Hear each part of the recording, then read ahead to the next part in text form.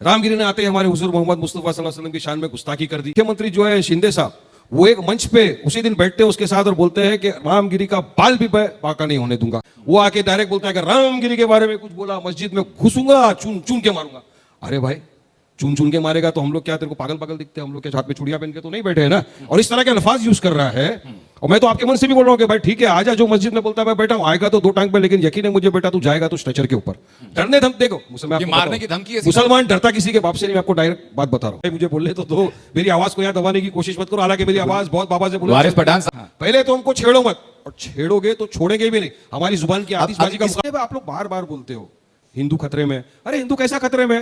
प्रधानमंत्री हिंदू, रक्षा मंत्री Hindu, home minister Hindu, तमाम लोग हिंदू, तो फिर हिंदू खतरे में कैसा हो रहा है? माइनॉरिटी में तो मुसलमान है, लेकिन हम लोग कायदे कानून का पालन करते हैं, संविधान का पालन करते हैं, इसलिए खामोश बैठते हैं। आप संविधान के तार तार कर रहे हो रोज, आप कायदे कानून का पालन नहीं कर रहे हो रोज। अगर इनका एक ही तो मकसद है कि अपनी अगर राजनीति चमकाना है, जाओ इस्लाम के खिलाफ अनाप शनाप बकवास करो, मुसलमानों को गालियां दो, जवाब आप दे सियासत चमकाओ। ये जो वीडियो आपने मुलाहिजा की, ये शख्स है वारिस पठान, जो कि भारतीय मुसलमानों को महाराष्ट्र में, जो कि भारतीय रियासत है जिसका कैपिटल मुंबई है, उसमें लीड करता है। और मैं ये बात आपको बड़े वसूख से कहता हूं और दावे के साथ कहता हूं कि अगर वारिस पठान जैसे चंद मजीद मुस्लिम लीडर्स भारत में पैदा हो जाएं, तो भारत का मुसलमान कभी भी जुल्मों सितम के आगे रोएगा नहीं, गिड़गिड़ाएगा नहीं। वारिस पठान की जो वीडियो आपने मुलाहिजा की, आगे चलकर इसकी डिटेल आपको बताते हैं, क्योंकि इन्होंने बड़े मजमे में, जहां पर सैकड़ों की तादाद में हिंदू थे, इंडियन मीडिया था, भारतीय जनता पार्टी का एक लीडर उनके साथ बैठा था और भारतीय गोदी मीडिया का ही एक बड़ा एंकर, उसके सामने ये बात बबांगे दोहल कही कि अगर मुसलमानों को मारने के लिए कोई भी आएगा तो फिर वो अपनी टांगों पर वापस नहीं जाएगा। मैं इस बात का ऐलान करता हूं। बैकग्राउंड क्या है, स्टोरी क्या है, वो आपको बताते हैं ताकि आपको क्लियर हो जाए कि ये किस कॉन्टेक्स्ट में बात की जा रही है। रामगिरी महाराज नाम का एक खबीस किस्म का महंत है, एक पंडित है, जो कि भारतीय जनता पार्टी का महाराष्ट्र से ही एमपी है। उसने आज से चंद रोज पहले नबी पाक सल्लल्लाहु अलैहि वसल्लम की शान में गुस्ताखी की, जिस पर जब मुसलमानों ने उसका रद्द-ए-अमल दिया तो फिर भारतीय जनता पार्टी के मजीद गुर्गे, जिनमें उनके बाकी एमपीज थे, जिसमें एक का नाम है नितेश राणे, वो सामने आया और उसने कहा कि अगर रामगिरी महाराज के खिलाफ कोई भी एक्शन मुसलमानों ने लिया तो हम उनकी मस्जिदों में जाकर उन्हें अंदर घुसकर मारेंगे।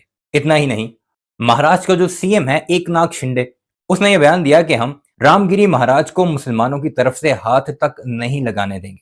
ये वो चंद बयानात थे जिसने मुसलमानों के जज्बात को मजीद भड़काया और फिर मुसलमानों ने 26 सितंबर 2024 को एक रैली निकाली, जिससे महाराष्ट्र के इर्द गिर्द जितने भी इलाके हैं वहां से मुंबई की तरफ उन्होंने रवाना हुआ था। और ऐसा पहली बार हुआ कि लाखों की तादाद में मुसलमान नबी पाक सल्लल्लाहु अलैहि वसल्लम की हुर्मत को बचाने के लिए मुंबई की सड़कों पर नजर आए।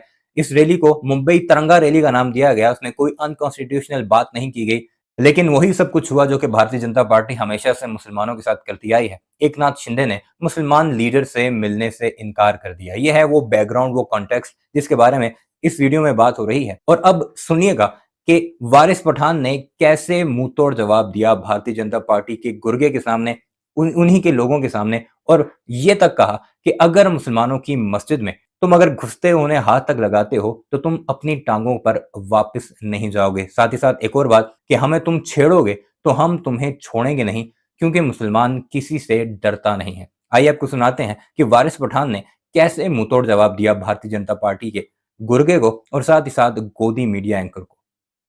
हाल ही में एआईएमआईएम ने एक रैली निकाली थी, आप भी उस रैली के हिस्सा थे, कई हजार लोग उसमें शामिल हुए। एक नारा उसमें आया, एक डायलॉग उसमें आया कि आतामाजी सटक ली तो बहुत बुरा हो जाएगा। वो बुरा क्या होने वाला था? धमकी सरकार को थी कि जनता को थी?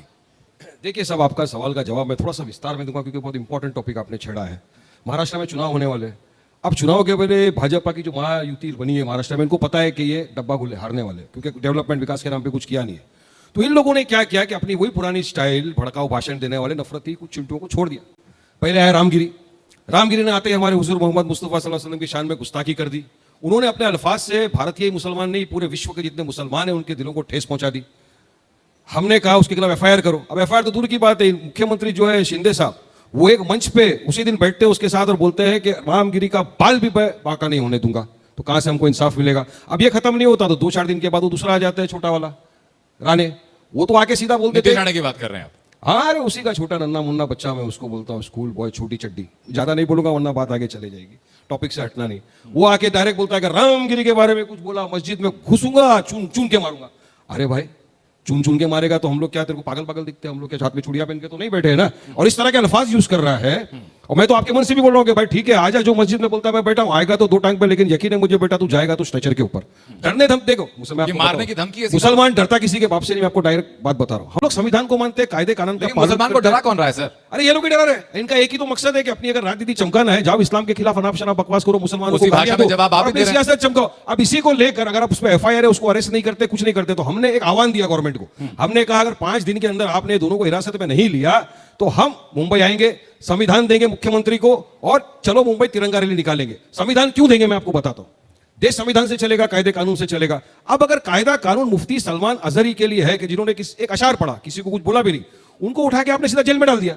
और वही रामगिरी जैसा आदमी जिसने मुसलमानों के दिलों को ठेस पहुंचा, इमोशन के साथ उसने ये किया, आप उसको अरेस्ट नहीं करते? कैसे लोगों को? 2 चीजें रैली थी हमारी, एक साथ नहीं और हजारों लोग नहीं थे, लाखों लोग थे, हजारों के हिसाब से मैं मान गाड़ियां लेता थी, हूं। मोटरसाइकिलें थी। मैं इंपॉर्टेंट पॉइंट बोल रहा हूं संजय भाई, आप लोग बार बार बोलते हो हिंदू खतरे में। अरे हिंदू कैसा खतरे में? प्रधानमंत्री हिंदू, रक्षा मंत्री हिंदू, होम मिनिस्टर हिंदू, तमाम लोग हिंदू, तो फिर हिंदू खतरे में कैसा? अरे माइनॉरिटी में तो मुसलमान है, लेकिन हम लोग कायदे कानून का पालन करते हैं, संविधान का पालन करते हैं, इसलिए खामोश बैठते हैं। आप संविधान के तार तार कर रहे हो रोज, आप कायदे कानून का पालन नहीं कर रहे हो रोज। अगर ये अल्फाज वारिस पठान ने बोला होता, यकीन मानिए आप, मैं आपके मंच पे नहीं होता, जेल में होता। लेकिन नीतीश राणे घूम रहा है, रामगिरी घूम रहा है, कोई अरेस्ट नहीं, इसलिए हमने संविधान देने की बात ऐसा की। नहीं है, ऐसा संविधान नहीं। देंगे हम कि आप संविधान से चलाइए महाराष्ट्र राज्य के अंदर। महाराष्ट्र क्या मुख्यमंत्री है, आप इस तरह नहीं बोल नहीं, सकते एक कि इसके मिनट। बाल को हाथ नहीं लगाने दूंगा, बाल बांका नहीं होने दूंगा। और क्या मस्जिद में घुस के मारेगा, चुन चुन के वो मारेगा? एक अगर कहने- मैं बोल दूं कि मैं आके मारूंगा बस तो अब मेरे ठीक है, खिलाफ जरा केस मेरी हो बात सुन लीजिए। प्रॉब्लम यही हो रहा है ना इन लोग के साथ। आप- अरे यहाँ तो मेरा हक मत छीनो संजय भाई, मुझे बोलने तो दो, मेरी आवाज को यहाँ दबाने की कोशिश मत करो। हालांकि मेरी आवाज बहुत बाबा से बोल वारिस पठान साहब, आवाज कहीं दबी नहीं है आपकी। नहीं, ना तो यहाँ दबी दबी थी, ना मुंबई के रास्तों पर जब आप बातें कर रहे थे, ना वहां दबी थी। नहीं, दबेगी नहीं, आवाज दबेगी नहीं। मैंने पहले ही कहा, पहले तो हमको छेड़ो मत, और छेड़ोगे तो छोड़ेंगे भी नहीं। हमारी जुबान की आतिशबाजी का इस मुकाबला प्रकार आप नहीं की कर भाषा सकते। का- आप बोलेंगे तो हम खामोश बैठेंगे। अब मैं बोलूंगा तो ऐसा फिर आप मुझे बोलेंगे, बोलने ऐसा नहीं दे बोलेंगे रहे। कि हालत खराब कर देंगे। अब तो मैं बोलूंगा, मैं बोलूंगा भी। बोलिए, हैं? बोलिए, अब सर। इस प्रकार की भाषा का इस्तेमाल करना अच्छी बात नहीं। छेड़ोगे तो छोड़ूंगा क्यों नहीं, नहीं? तो सामने वाला ही बोला मैं भी नहीं छोड़ूंगा। तो सामने, अच्छा, आप नीतीश राणे बार बार कहते हैं उनके खिलाफ 2-2 एफआईआर हो चुका है। जहां भी उन्हें बयान दिया, अहमदनगर में उन्हें बयान दिया था, वहां पर 2-2 एफआईआर हो चुके हैं और कानून अपना काम कर रहा है। मतलब ऐसा नहीं, क्या काम किया? मतलब एक सत्तारूढ़ दल का एमएलए है, बावजूद इसके अगर उसने कुछ ऐसी बात कही है तो उसके खिलाफ कानूनी कार्रवाई हो रही है। लेकिन आप जिस प्रकार की भाषा का इस्तेमाल कर रहे हैं कि छोड़ूंगा नहीं, छेड़ोगे तो, ये भी संविधान नहीं है। चलती जैसे वो अच्छा, कैसा? अब मेरी बात हो एक-एक जाने दो, एक-एक करके अब मेरी बात बात हो करते जाने दो प्लीज। आप जो कहते हैं कि ये बार बार कहते हैं हिंदुत्व, हिंदू खतरे में है, आप भी तो कह रहे संविधान खतरे में। संविधान कहां खतरे में? खतरे में कहां है? अगर ना? संविधान, अगर संविधान है। खतरे में, एक आप मिनट, मेरे को बताओ संविधान में क्या पालन आप कर रहे हो? एक मिनट मेरी बात हो जाने संविधान में दीजिए। इक्वालिटी है। एक मिनट, आप तो पत्रकार रह चुके हो, बताओ मेरे को संविधान में मेरी बात इक्वालिटी तो है। हो जाने तो दीजिए। मुफ्ती सलमान अजहरी के लिए अरे संविधान है, मेरी तो बात, फिर रामगिरी के लिए माय क्यों नहीं डियर है? मेरी बात, नितेश के लिए क्यों नहीं है? माय डियर मेरी बात हो जाने दो। अगर संविधान खतरे में होता तो अभी अभी 4-5 महीने पहले इतना कामयाबी से लोकसभा का चुनाव संपन्न नहीं होता।